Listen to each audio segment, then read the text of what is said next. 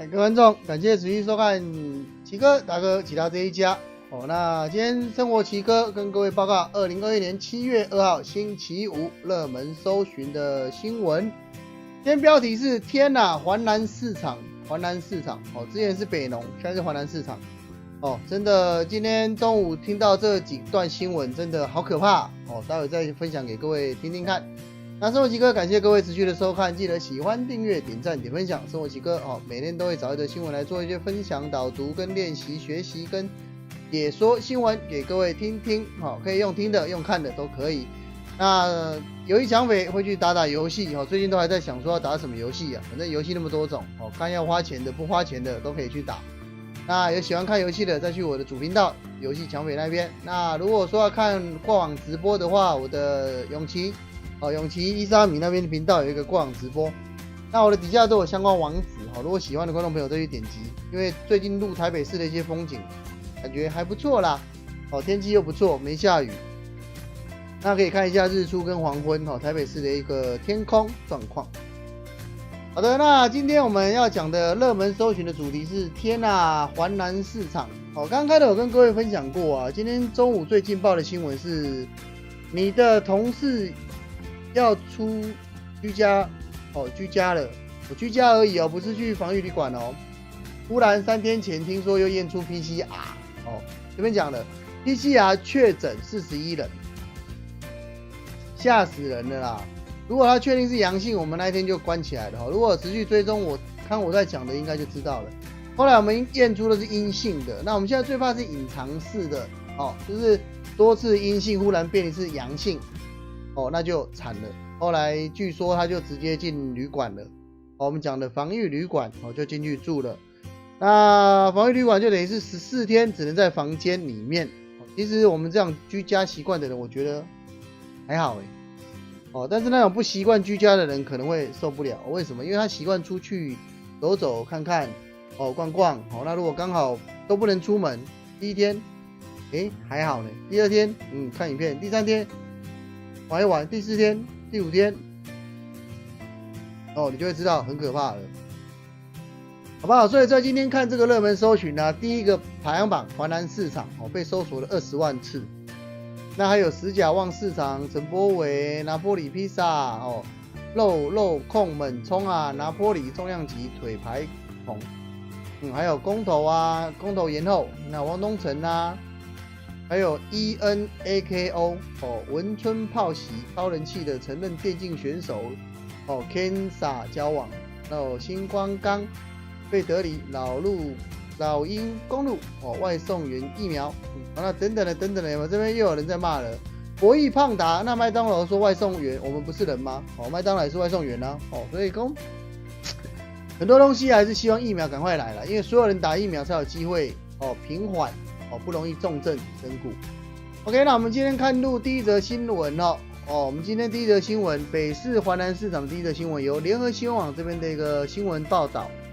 那7月2号9点31分，联合报记者钟维轩台北即时报道，华南市场41人 PCR 确诊，还不是快筛像我们都是快筛阴性那这种 PCR 是去检测出来的那紧急休市3天那说实在也觉得不知道够不够了，3天。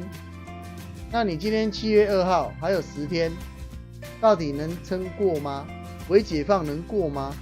所以有时候各位观众朋友看一看这新闻，你会发现到啊，华南市场昨天验出检验1000人，早上出炉说41人确诊。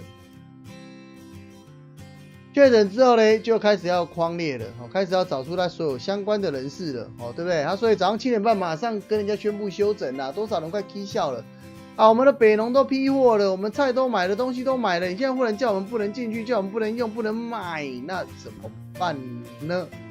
就发生暴动了啦那也没办法站在民众的角度，他就会认为说我今天都喘好你跟我说没塞没啊。对，站在政府的角度，不强制又不行啊。但是有时候会觉得这样强制够吗？各位观众可以看得到隐藏到14天阳性就会跑出来，谁知道？对不对？新闻记者各位朋友们应该都有在看啊。有时候你会发现到到最后一天才会看到说天哪，还是阳性。还是触碰到什么吗？还是有哪个传播源吗？哦，这都是不了解的哦。所以你看，有41人呈现阳性，那这41人有吃退烧药吗？这41人有接触什么吗？哦，这41人有感觉异常吗？哦，可能他都没状况哦。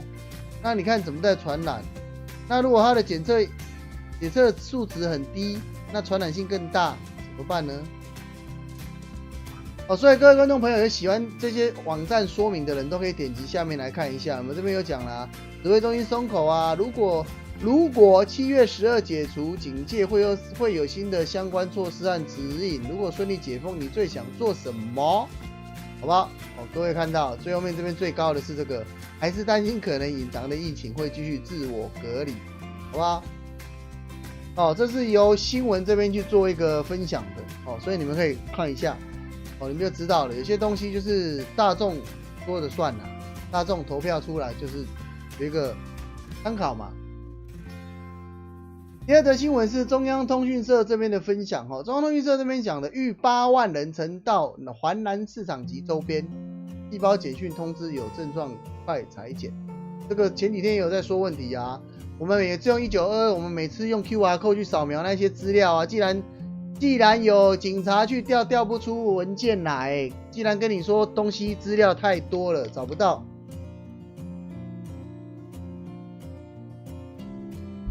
你有看你的1922发的讯息去哪里吗？你有打开看过你的1922讯息写的是什么吗？相信很多人都是点了就送出去了，我有来哦，我有点哦，我有登记哦，我有 QR code 哦。那像用写名字的还要写白雪公主，对不对？还有白马王子手机号码的乱写，那叫实名制吗？有时候搞到后来觉得实名制好像没什么意义啊，就是给你参考而已啊。网络上才会传出先生你要买什么？我要三明治，对不对？老板跟他说你要实名制哦。好，民众一直跟他我要买三明治啦，老板一直跟他讲说只有实名制先啦，就吵起来了。好吧，很冷的笑话。OK， 那华南市场将发布疫情警示简讯今天中午的时候就已经匡列了，好吧？匡列地点北至滑板大桥，东至西藏路，南至华翠大桥，西至环河快速道路，这样框起来，就是以它的出入范围啦去做一个匡列啦。那你看这边还写6月8号到7月1号各位观众就觉得很奇怪。他这是在通知你6月8号到7月1号曾经去过这个地方的人，好不好？匡列的时间，所以你6月8号跟7月1号如果有简讯内容，疫情警示，如你曾至华南市场且6月8日之后曾有发烧、呼吸道症状、腹泻或嗅味觉异常等疑似症状请就医评估或可至社区筛检站采检。目前筛检是不用钱的好不好？但是很可怕，就是人家不敢去验会怕为什么？因为今天你去验的时候会发生，我今天阳性的，你要去关起来吗？你今天阳性的时候，你要居家隔离吗？你今天阳性的要去住防疫旅馆吗？对不对？明燕晚上好。对啊，华南市场今天蛮精彩的，华南市场，对。OK， 那这边就有讲一些他们今天中央社记者张明轩台北2日的一个报道啦。那为防华南市场疫情扩大，那他这边的话是在7月2号已经6点半起开始发讯息出去，所以说他们有扫过 QR code 的人就开始发他们讯息出去，告知他们有来过了请他们要去做检验那检验快筛是不用钱的那这次是比较严重，所以才会用 PCR。那我们明燕跟我讲说议员被呛，没办法那个我们不是当事者啦，只看到那个会长在骂那个议员啦。那今天晚上馆长的新闻也很热闹，馆长待会也要去讲很多人在那边打字，很多人在那边跟他讲这个讲那个所以你就可以去看很多东西就是这样子你要知道。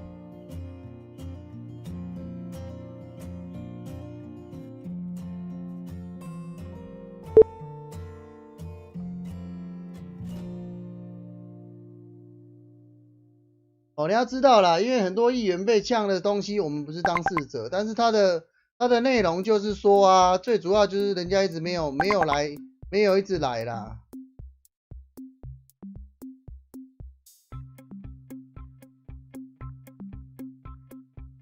哦啊，就是他们也一直来关心他们，因为它属于中正区跟万华区啦。那到底是怎么了？其实我们不是当事者，也不知道他到底是有什么样的状况了。其实很多东西很为难了，因为当下只看到他们的会长说，发生疫情到现在都没有来，也都没有理，也都没有管，也都没有关心。那他去哪里了？哦，可能记者就会后续有报了，报说啊，他去参加什么，他去做什么，他去做什么了，就开始要，对不对？说明的哦，不然人家讲了，从这个匡列时间一直到对6月8号开始，北农那时候开始，他到底有没有出现？哦，所以说啊，很惨。所以明艳在讲啊，毕竟汤商要生活，哦，夜市再停下去真的会很惨，差不多了啦。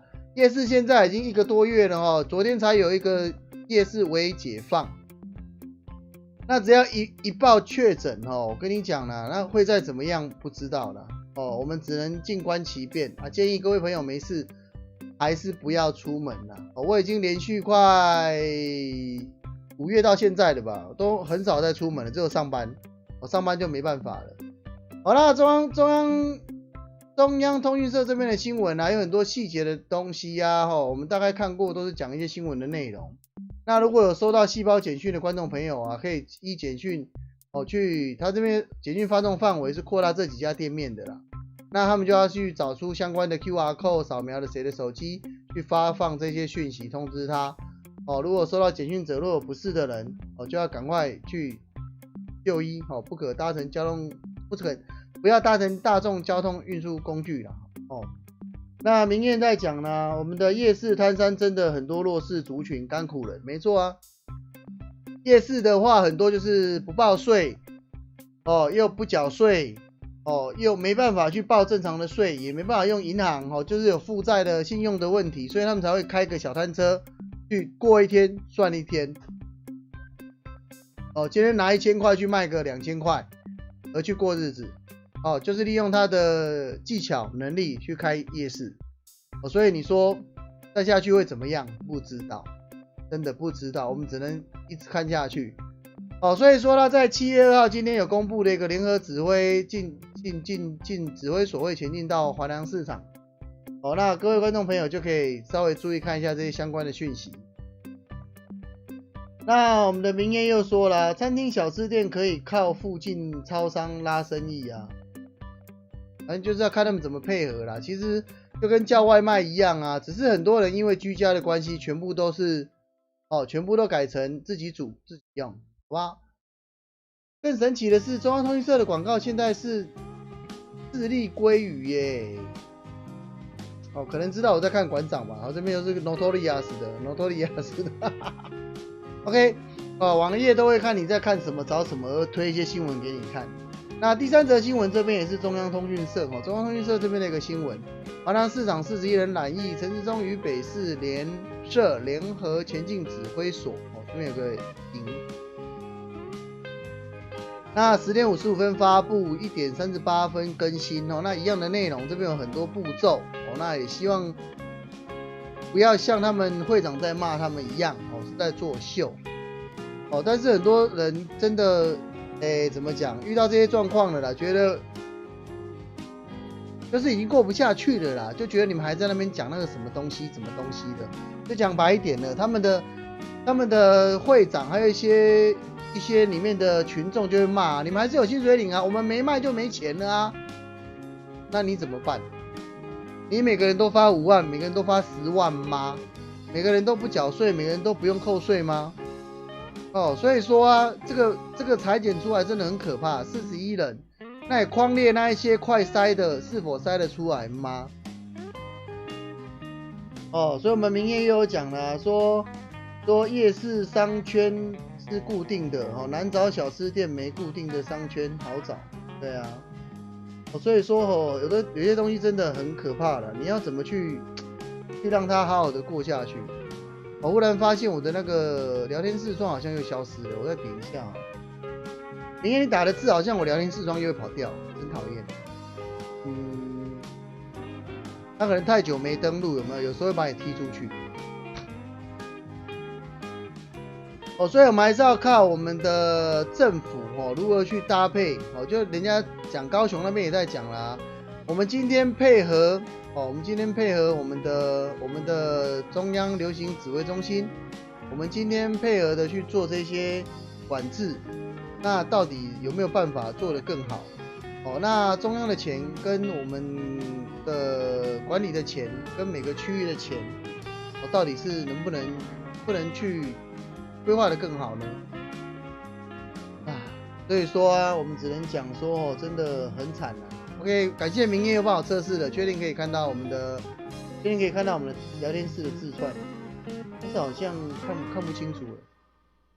很常开在超商的附近。好。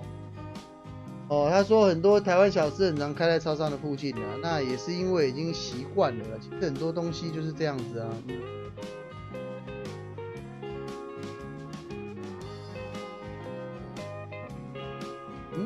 看一下我的，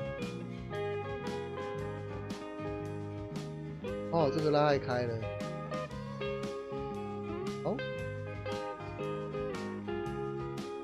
差不多。好久没有调聊天视窗了，稍微再改一下不然看不到。明艳在讲，明艳说，但夜市不能只在固定的区域及商圈开设。对啊，像士林夜市，像据我所知道的士林夜市就已经差不多了吧？真的啊。那些人也只能转行了啦，讲白一点就是这样子啦。那也当初也不知道会这么久，有些人想要撑1个月，不小心变2个月，再下去呢，好不好？那也可以看一下，这边有讲了，41名摊商 PCR 阳性，已通知摊商并送至防疫旅馆隔离，并要求休市到7月5号清交场域，好不好？所以说有时候觉得3天够吗？因为隐藏性的到底会怎么样也不知道。这边又讲了林长佐啊、口角啊，这边都有 YouTube 的影片啊，一样喜欢的还是观众朋友可以点击下方网址来参考更多的一些细节跟内容啦。好，那我们明艳讲了，最重要的原因还是超商的生意的好坏会影响经济啊。其实会开超商的地方跟麦当劳一样啊，你如果看你的住家有开麦当劳，就知道这附近人潮有达到一定的量。因为麦当劳他们都会去统计周边的一些环境，周边的一些人口，周边的一些学生啊，还是使用麦当劳的一些族群而去开放，所以说夜市要开得好，也是那一些流动还有交通方便。那士林是因为之前很多不好的新闻，造成一些问题在，所以也很为难啊。那你说今天我们主题讲华南市场41人染疫。那你觉得我们的7月12微解放还有可能吗？微解封还有可能吗？好不好？所以说很多东西生活奇哥在这边还是跟各位朋友讲啦，每天还是注意自己，要注意自己。像我们自从我们同事有这个状况，我们每天都要量体温回报，每天都要关心自己的体温状况，才会顾得更好。那明艳跟我回应说，超商生意好就代表有人流啊，小吃店会有赚钱机会，所以业者才会喜欢超商哦。